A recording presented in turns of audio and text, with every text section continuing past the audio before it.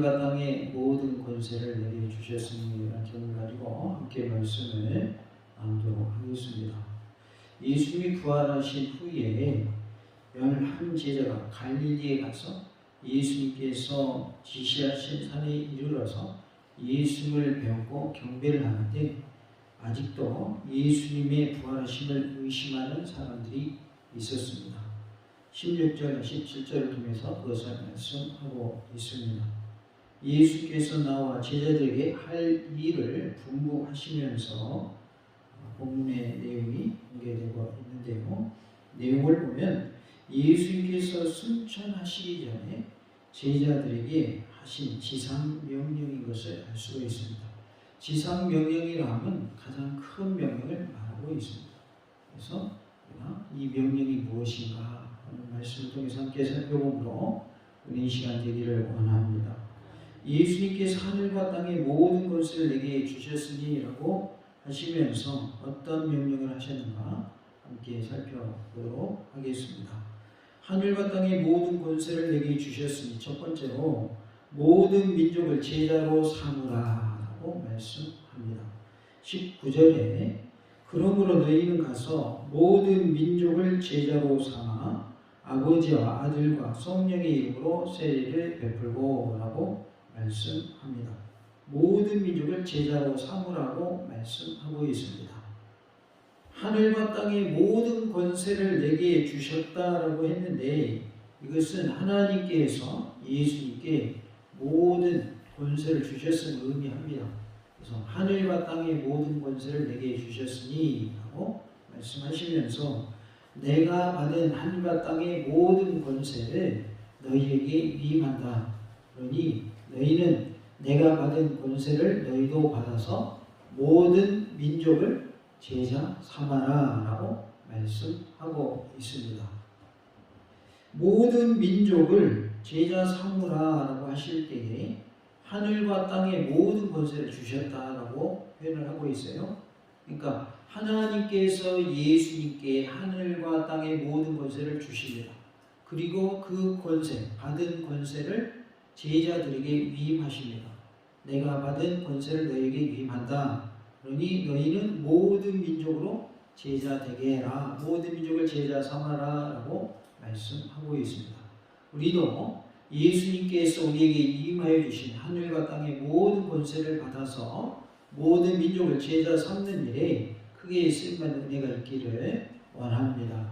같이 읽어봅시다. 하늘과 땅의 모든 권세를 내게 주셨으니 모든 민족을 제자 삼읍시다. 예수님이 하신 표현이지만 이것을 내게 주시는 말씀으로 우리가 적용을 해서 하늘과 땅의 모든 권세를 저에게 주셨으니 제가 모든 민족을 제자 삼겠습니다 라는 그런 각오로 우리가 제자 삼는 일에 크게 쓰임받는 은혜가 있기를 원합니다. 제자를 삼으라라고 했으니까 우리가 열심으로 제자를 만들어내야 되겠죠. 그것이 우리가 할 일이라는 말이죠. 먼저는 우리도 누구의 제자입니까? 예수님의 제자입니다. 그러기에 우리는 예수님의 제자로서 그 삶을 잘 감당하면서 또 나 또한 다른 제자를 만들어내야 된다는 거예요.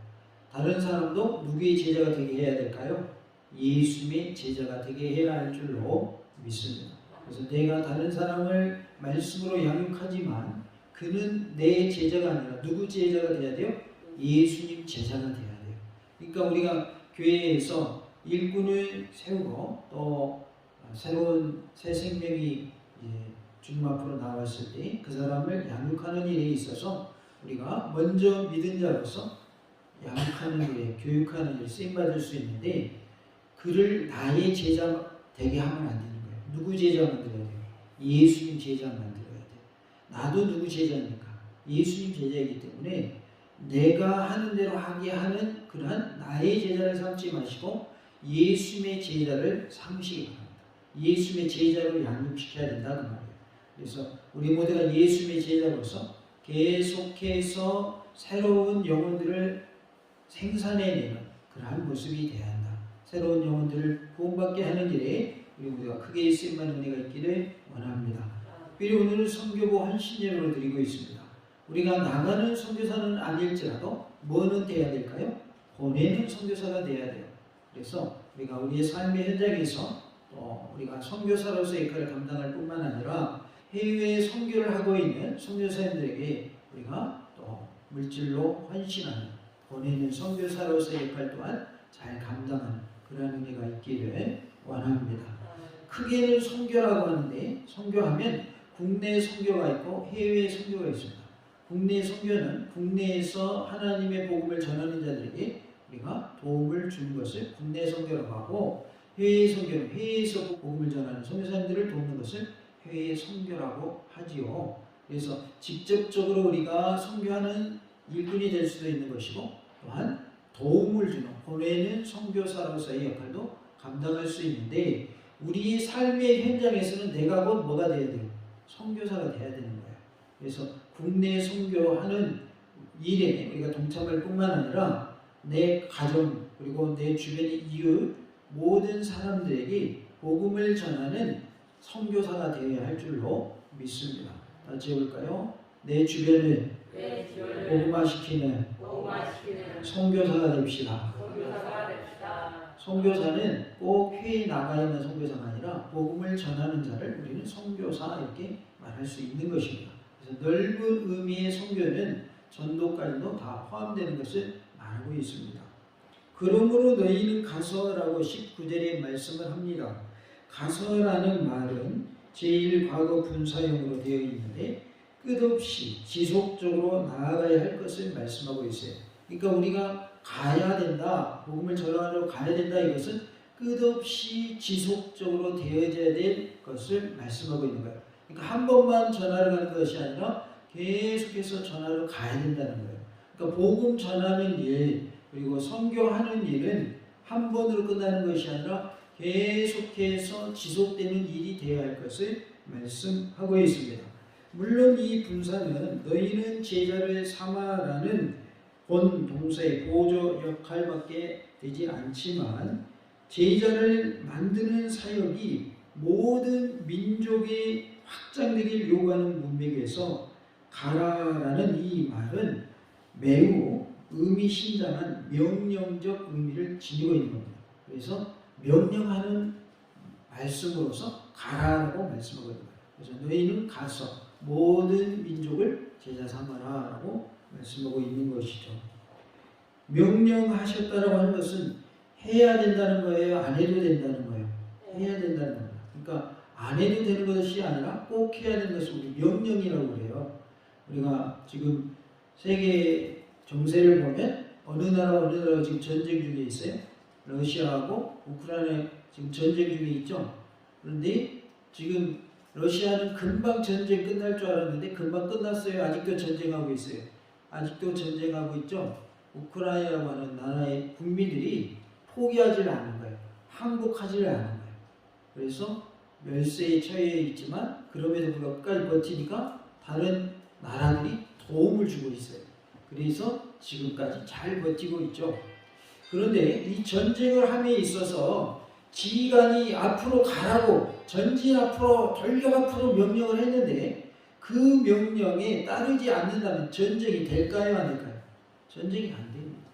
그리고 뭐 뉴스 내용 중에 보면 러시아 군인들이 도망가기도 했다 그런 내용도 있고 그리고 지금 보니까 러시아 군대는 사기가 뚝 떨어져 있고 우크라이나 군대는 힘든 과정에도 열세에 놓이는 과정 속에서도 그들은 사기 충천해가지고 그들은 잘 이겨내고 있는 버티고 있는 모습을 볼 수가 있죠.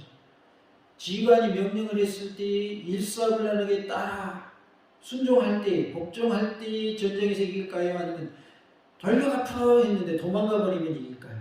어떻게 해야 이기는 거예요? 일사불란하게 명령하는 대로 따라 행할 때 전쟁에서 이길 수가 있는 거죠. 지금 우리를 향하여 가서 모든 민족을 제자 삼으라라고 명령하셨단 말이에요. 가라 그랬어요. 근데 이 가라는 명령은 지속적으로 가라는 명령이란 말이에요. 한 번만 가는 것이 아니라 계속 가라라고 말씀하고 있습니다. 이렇게 명령형에 의존하는 부수적인 분사로서의 기능을 가질 때의 이 분사는 독립성을 갖는, 독립성이 짙은 명령적 의미를 가지는 것을 볼 수가 있어요. 그러니까 강하게 가라라고 말씀하고 있는 것입니다. 마태복음 2장 8절에 보면 베들레헴으로 보내며 이르되 가서 아기에 대하여 자세히 알아보고 찾거든 내게 고하여 나도 가서 그에게 경배하게 하라라는 말씀이 나와요. 여기도 보면 가서라는 단어가 나옵니다. 이 내용은 뭐냐면 헤롯 왕이 나를 통치하고 있을 때 동방 박사들이 별을 보고 찾아와요. 그리고 새로 나신 아기가 누굽니까? 라고 물을 때 헤롯이 가가지고 혹시 만나면 나에게도 알려줘라. 그러면 내가 새로운 왕으로 태어난 아기한테 절을 하겠다. 이렇게 거짓말을 한 거죠. 속마음은 어떤 마음을 가지고 있어요? 그 아이를 알려주면 어떻게 하려고? 죽이려고 그런 말을 한 거죠. 그러니까 본 마음을 말한 게 아니라 자기의 마음은 딱 속에다 감추고 내가 경배를 할 테니까 알려줘 라고 말을 하죠. 하나님께서 그러나 동방 박사들로 하여금 헤롯 왕에게 알리게 하셨어요? 그거를 못하게 하셨어요? 못하게 하시죠. 하나님이 다 이렇게 알아서 이 하나님 원하시는 방법으로 되게 하시죠. 그 방향으로. 어찌됐든 이 헤롯 왕이 한 말 중에 무슨 말이냐면 가서라는 표현이 있어요. 너 가면 그것을 나한테 보고해 라고 말하고 있는데 여기 가서라는 말이 지속적으로 가야 한다. 그리고 끊임없이 되어져야 된다는 것을 말씀을 하고 있죠. 결국 가서라는 말은 선교에 있어서 적극적이고 능동적이며 지속적이어야 함을 강조하고 있어요. 선교는 적극적으로 해야 되고 능동적으로 해야 되고 그리고 우리가 지속적으로 해야 될 것을 말씀하고 있는 겁니다. 그러니까 선교는 한 번 하고 끝나면 안 된다는 거예요. 지속적으로 해야 되고 또 능동적으로 해야 된다는 거예요. 수동적이지 않고 능동적으로 해야 된다. 적극적으로 해야 된다라는 것을 말씀을 하고 있습니다. 그래서 선교는 소극적이거나 피동적이거나 한 번에 단발로 끝나버리면 안 된다라는 것을 말씀합니다. 진정 하늘과 땅의 모든 권세를 가지신 분 예수님이 위임한 권세와 당부한 명령을 가지고 언제 어디서나 복음 전하는 일을 가는 선교사들이 바로 누군가? 성도들이다라는 것을 말씀해 주고 있어요. 그러니까 하늘과 땅의 모든 권세를 예수님이 받으셨는데 그 권세를 누구에게 위임해 주셨어요? 우리 성도들에게 위임을 해 주신 거예요. 그래서 그 위임받은 선교의 사명을 누가 감당하게 하시는 거예요? 성도로 하여금 감당하게 하시는 거예요. 그러니까 이 선교의 사명은 꼭 선교사님들에게만 주어진 사명이 아니라는 거예요. 우리 모두에게 예수를 믿는 우리 모든 성도들에게 주신 명령이라는 것입니다. 우리에게 주신 사명이라고 말씀하고 있는 것입니다. 19절에 보면 모든 민족을 제자로 삼아라고 말씀을 하죠.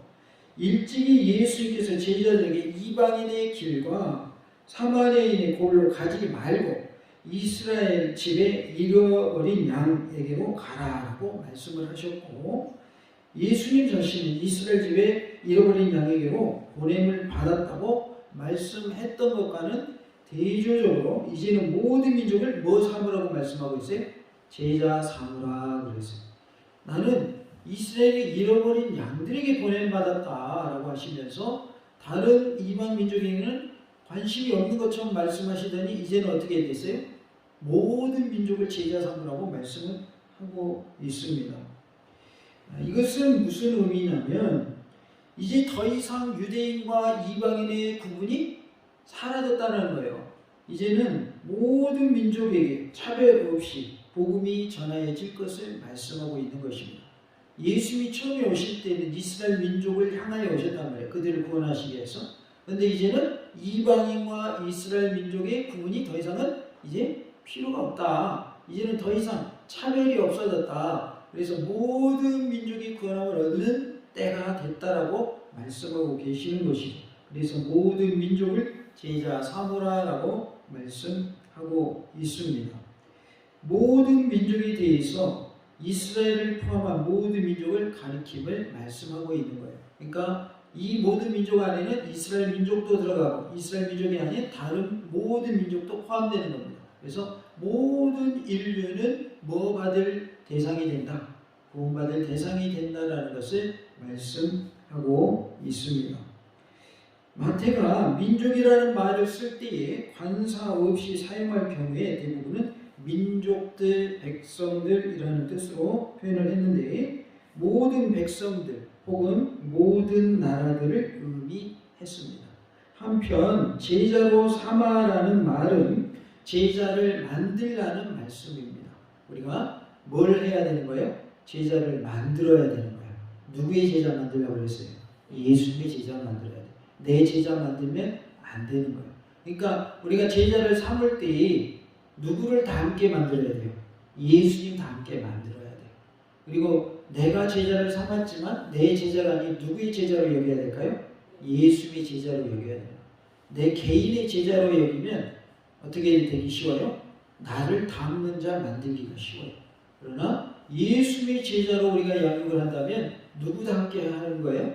예수님 다 함께 하는 거예요. 그래서 우리는 제자를 삼으라라는 그 말씀은 제자를 만들라라는 말씀으로서 나를 닮는 자 아닌 예수님을 닮는 제자를 만들어야 할 줄로 믿습니다.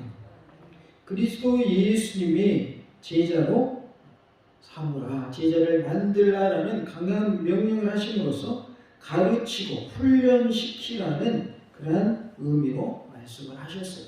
사실 자연인을 그리스도 예수의 제자로 만든다고 하는 것은 그를 선생과 제자의 관계로 인도함을 의미합니다. 그러니까 제자 삼으라, 제자를 만들라는 말은 내가 선생이 되고 그 사람을 뭐가 되게 해서 제자가 되게 해서 제자 삼으라라는 의미를 가지고 있습니다.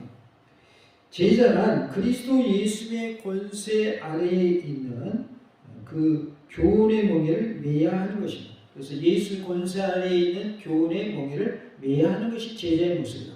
그러니까 예수님이 하신 말씀을 가지고 지켜 행하는 일을 해야 된다.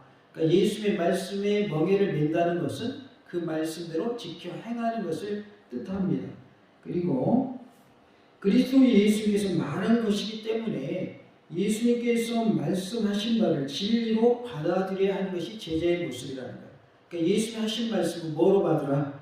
진리로 받으라는 것이고요. 또 그리스도 예수님께서 요구하는 것이기 때문에 그 요구하는 것의 정당성을 인정하고 순복하는 것을 제자라 이렇게 말하고 있어요. 그러니까 예수님이 하신 말씀은 그대로 따라 행하라라고 말씀을 합니다. 이와 더불어서 제자는 선포와 응답을 모두 필요로 하는 존재이기 때문에 제자로 삼아라는 말 속에는 회개 신앙을 이끌어내는 복음의 선포가 은연중에 있었음을 의미하고 있습니다. 그렇기 때문에 우리가 제자로 삼는다고 하는 것은 회개하게 하는 복음의 선포가 반드시 있어야 된다는 거예요. 복음의 선포 없이 제자를 만들 수 없다라는 거죠. 복음의 선포가 이루어지면 반드시 뭘 하게 되어 있을까요? 회개하는 일이 있게 된다는 거예요. 회개하는 과정을 통해서 뭐가 된다? 제자가 된다는 거예요. 회개하지 않으면서 제자 될 수 있어요? 없어요? 없습니다. 우리도 삶 속에서 매일매일 기도하면서 살고 예배드리면서 찬송하면서 사는데 우리가 살아감에 있어서 뭐가 반드시 필요해요? 회개가 필요하거든요. 회개. 나는 항상 잘하고 있으니까 회개가 필요 없어. 이거는 신앙생활을 잘못하고 있는 거예요. 그러나 말씀대로 살려고 하나 때로는 넘어지고 자빠지고 말씀대로 행하지 못하고 때로는 실수하기도 하고 죄를 짓기도 한단 말이에요. 그렇기 때문에 그때그때마다 우리 뭐 해야 되는 거예요? 회개해야 되는 거예요. 목사님 나는 맨날 회개해도 똑같이 또 죄 지어요. 그래도 회개해야 됩니다. 뭔 말인지 아시겠죠? 똑같은 죄를 짓는 나의 연약한 모습일지라도 그래도 회개해야 되는 거예요. 내가 똑같은 죄를 짓고 똑같네 어제나 오늘 똑같이 죄 짓네 그러고 우리가 회개하는 것을 하지 않게 되면 그 죄에 대해서 해결함을 받을 수가 없어요. 그래서 우리가 죄의 사함을 받기 위해서 매일매일 삶 속에서 회개해야 되는 거예요. 그러한 과정 중에 우리가 변화가 일어나는 것이지 한 번 회개했다고 금방 한 번 회개한 이후에 다 사람이 바뀌는 게 아니다고 말이에요. 한 번 회개했어도 그 다음에 연약해서 또 넘어질 수도 있는 것이고 또 변하기가 그렇게 쉽지가 않단 말이에요. 그렇기 때문에 우리는 회개하는 일을 계속해야 돼요. 그러나 그 회개하는 그 마음의 자세는 어때야 될까요? 하나님 정말 나는 변화되고 싶어요. 하나님 내 힘으로 되지 않는데 주님 나를 좀 변화시켜 주세요. 간절히 사모하는 마음으로 하나님께 구해야 할 줄로 믿습니다. 그냥 사모하는 마음 없이 하는 회개는요, 하나님 안 받으셔요. 그러한 기도를 하나님이 응답 안 해주시고 우리의 삶에도 뭐가 일어나지 않아요. 변화가 일어나지 않아요. 그러니까 내 모습은 여전히 연약하고 똑같은 죄를 반복한다 할지라도 그럼에도 불구하고 우리는 회개의 삶을 살아야 된다. 그래야 뭐가 될 수가 있을까요? 제자가 될 수가 있는 거예요. 제자가 거저 그냥 되는 게 아니에요. 그래서 우리는 회개의 삶을 통해서 제자가 되어진 그런 은혜가 있기를 원합니다. 예수님께서 말씀하신 것을 진리로 받아들이고 또 예수님이 말씀하셨기 때문에 그 말씀대로 순종하는 모습이 되기를 원합니다. 이 제자직에 대한 응답은 세례를 받고 그리고 가르침을 받는 일인 것을 알 수가 있어요. 내가 제자가 됐다라고 하면 이제 뭘 받아야 된다는 거예요? 세례를 받아야 된다. 그래서 우리 다 일정 기간 신앙생활을 했고 여기 계신 분들 거의 다 뭘 받으셨어요? 세례를 받으셨어요. 일단 세례를 받았다고 하는 것은 내가 뭐가 되겠습니다라는 거예요? 제자가 되겠습니다라는 거죠. 그래서 우리는 제자의 길을 지금 걷고 있는 거예요. 일단 뭐 받았어요? 세례 받았습니다. 그 다음은 뭡니까? 가르침을 받아야 되는 거예요. 하나님의 말씀, 예수님의 가르침을 우리는 받아들여요. 그것이 뭐라는 거예요? 그것이 제자라는 거예요. 그러니까 제자는 무엇입니까? 일단은 제자가 됐으면 세례를 받아야 되고 그 다음은 가르침을 받아야 된다. 하나님의 말씀에 대해서 뭐 해야 된다는 거예요? 배워야 된다는 말이죠. 우리가 제자로서 하나님의 가르침을 잘 받아 먹고 그 말씀대로 행하는 그런 삶이 되기를 원합니다. 이러한 제자가 되는 응답에 대한 사실은 19절과 20절에 이어지는 지상명령에서 주어진 내용인데요. 가라라고 하셨고 세례를 베풀라라고 하셨고 가르쳐 지키게 하라라고 말씀하고 있어요. 그러니까 제자가 해야 할 일은 먼저 가야 돼요.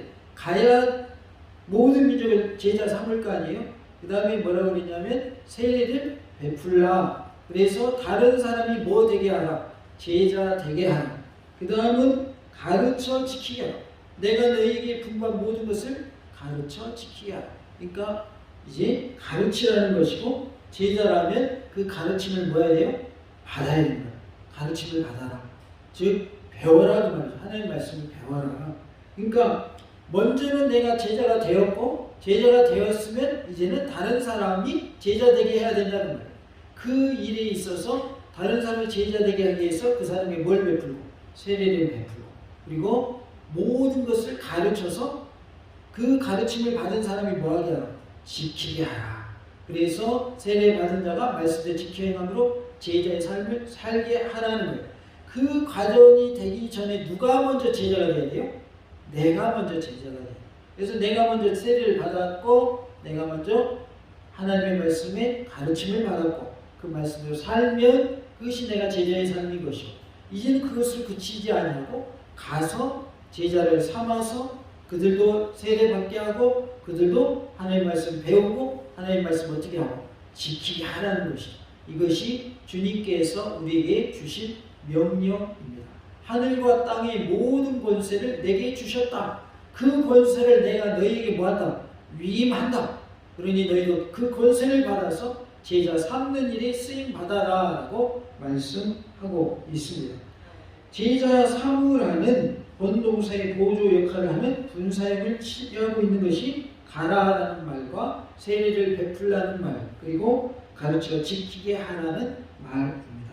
이렇게 제자 삼으라는 말을 보조 역할을 하고 있는 이런 분사들을 통해서 우리는 제자를 삼으라는 것이 이런 뜻이구나 라는 것을 알 수가 있습니다.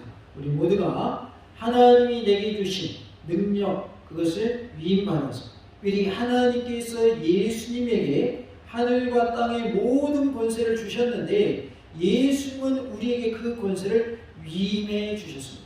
우리에게 그 권세를 주셨다는 겁니다.